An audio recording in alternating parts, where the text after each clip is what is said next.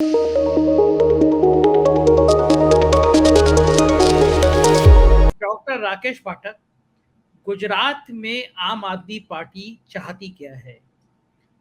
जो पहले कांग्रेस खुश थी कि पहले बीजेपी खुश थी कि ग्रामीण अंचलों में वोट काट रही है, फिर शहर में थोड़ा प्रभाव बढ़ा तो बीजेपी परेशान हुई।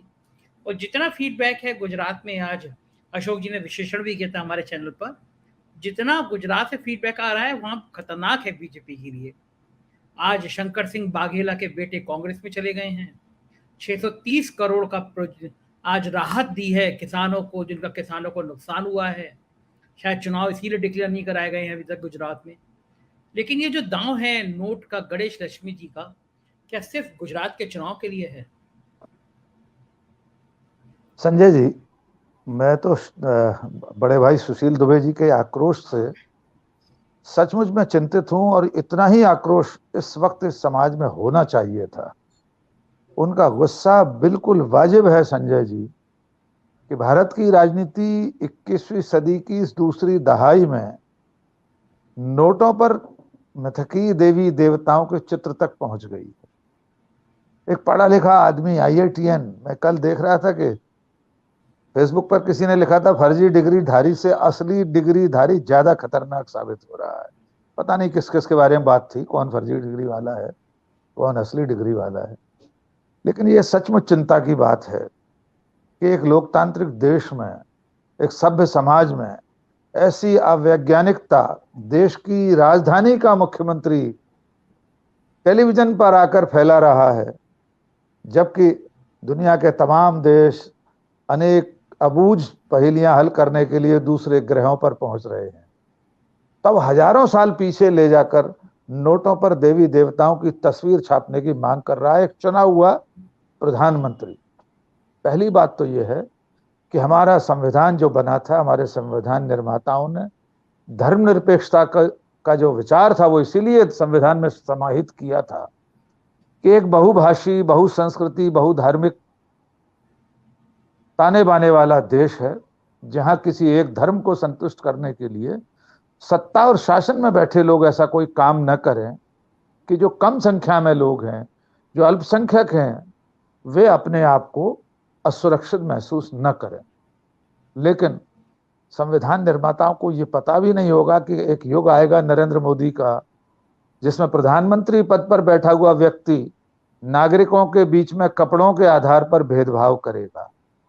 संविधान निर्माताओं को यह कल्पना भी नहीं रही होगी कि अरविंद केजरीवाल जैसा एक मुख्यमंत्री होगा, जो नेहरू के बनाए हुए IIT से निकलकर आएगा और कहेगा कि 60 साल में कुछ नहीं हुआ, और अंत में गांधी की तस्वीर हटाने की मंशा से मैं बहुत स्पष्ट कहना चाहता हूं संजय जी, भले अरविंद केजरीवाल ने यह कहा है कि एक तरफ बनी रहे गांधी जी की तस्वीर, दूसरी तरफ लक्ष्मी जी और गणेश जी हों, लेकिन अंतिम लक्ष्य भारतीय जनता पार्टी, राष्ट्रीय स्वयंसेवक संघ और अरविंद केजरीवाल का महात्मा गांधी को अपदस्थ करना ही है। केजरीवाल ने दिल्ली के अपने सरकारी दफ्तरों से लेकर पंजाब के दफ्तरों तक गांधी को हटा दिया है। उन्होंने जिन दो लोगों की तस्वीर लगाई है, आपने सही कहा, आपने अपने शुरुआती इंट्रो में कहा था कि अंबेडकर और भगत सिंह दोनों ही धर्म और इस तरह के मिथकीय चरित्रों से असहमत थे। शहीद आजम भगत सिंह जब जेल में थे तो 1927 में, तो उन्होंने जेल में एक आलेख लिखा था, बाद में वो लाहौर के पीपल अखबार में छपा था संजय जी। उसका शीर्षक ही था कि मैं नास्तिक क्यों हूं, वाई आई एम एथिस्ट। और विस्तार से उन्होंने बताया कि मैंने अपने मित्रों के साथ, अपने सहयोगियों के साथ बहुत गहन विचार विमर्श किया है, और उसके बाद मैं इस नतीजे पर पहुंचा हूं कि ये जो ईश्वर की अवधारणा है, वो मैं उसे मान नहीं पा रहा हूं, मैं मानने को तैयार नहीं। उस भगत सिंह की तस्वीर पीछे लगाकर अरविंद केजरीवाल नोटों पर, हमारी मुद्रा पर, हमारी राजकीय मुद्रा पर लक्ष्मी जी और गणेश जी का चित्र लगाने का आह्वान कर रहे हैं, उसकी मांग कर रहे हैं। दूसरी तरफ तस्वीर लगी है डॉक्टर अंबेडकर की। उनकी जो 21-22 जो संकल्प हैं, उनकी जो प्रतिज्ञाएं हैं, उसमें एक प्रतिज्ञा यह भी है कि मैं ब्रह्मा विष्णु महेश को नहीं मानूंगा, मैं मूर्ति पूजा नहीं करूंगा। इसी आरोप में केजरीवाल ने अपने एक मंत्री को हटा दिया, गौतम जी को। तो ऐसे दो महापुरुषों की तस्वीरें लगाकर देवी देवताओं के चित्र नोटों पर छापने की मांग करना निर्लज्जता, पाखंड, धूर्तता और मक्कारी की पराकाष्ठा है। जितना आक्रोश सुशील जी में है उतना ही मुझ में भी है।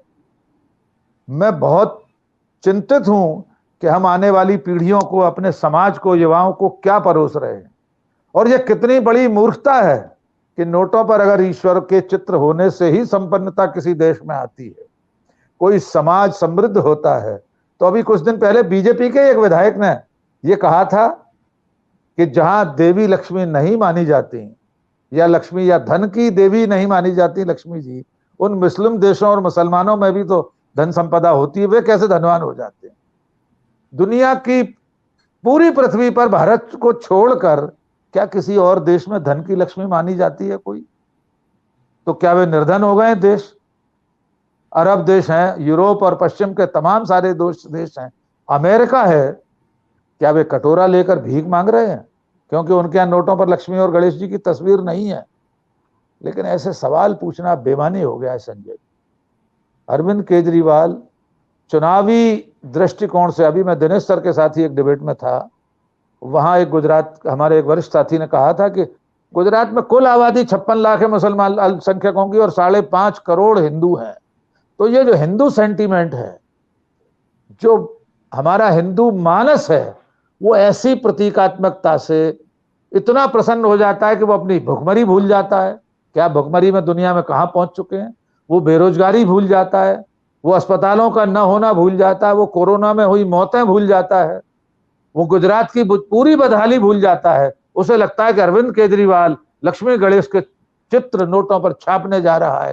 तो ये हमारे हिंदू राष्ट्र के सपने को पूरा करने वाला ये भी एक सारथी है। एक तो नरेंद्र मोदी है ही, दूसरा अरविंद केजरीवाल। तो मैं हजार लानत भेजता हूं उन्हें कि चुनावी लक्ष्य के लिए समाज को एक अवैज्ञानिक राह पर भेजने का काम अरविंद केजरीवाल कर रहे हैं। मुझे इस बात पर भी आश्चर्य है संजय जी, उनकी अपनी धर्मपत्नी, वे भी इनकम टैक्स डिपार्टमेंट में बड़े पद पर हैं, उनकी बेटी पढ़ी लिखी है, कॉलेज में है। क्या सचमुच में घर पर अरविंद केजरीवाल से उनकी पत्नी और बेटियां पूछती नहीं होंगी कि आपको ये क्या हो गया है? मैं कसम खा के कह रहा हूं, अगर मैं ऐसी वैज्ञानिकता की कोई बात 4 PM पर कहूं तो मेरी दोनों बेटियां सरेआम ये कहने के लिए अधिकार रखेंगी कि मुझे शर्म आ रही है कि मेरा पढ़ा लिखा पिता इस तरह की पोंगापंथी बातें कर रहा है। तो मैं सचमुच आपके चैनल के जरिए पूछना चाहता हूं, उस प्यारी बेटी से पूछना चाहता हूं कि बिटिया, तुमको शर्म नहीं आती कि तुम्हारा पिता इतनी पोंगापंथी बातें करता है? मैं आदरणीय उनकी धर्मपत्नी से पूछना चाहता हूं कि आपको शर्म नहीं आती कि आपका IITN पति, देश की राजधानी का मुख्यमंत्री, इतनी बड़ी प्रचंड मूर्खतापूर्ण बात कर रहा है? और अगर आपको शर्म नहीं आती तो मुझे आप पर भी शर्म आ रही। जी संजय।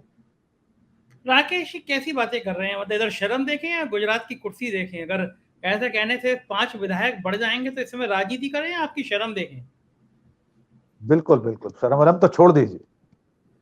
शर्म 2014 में, मई 2014 में शर्म इस पृथ्वी से, भारत भूमि पे से, खासतौर से पृथ्वी से तो नहीं, भारत भूमि से विदा हो गई है कुछ लोगों के लिए शर्म।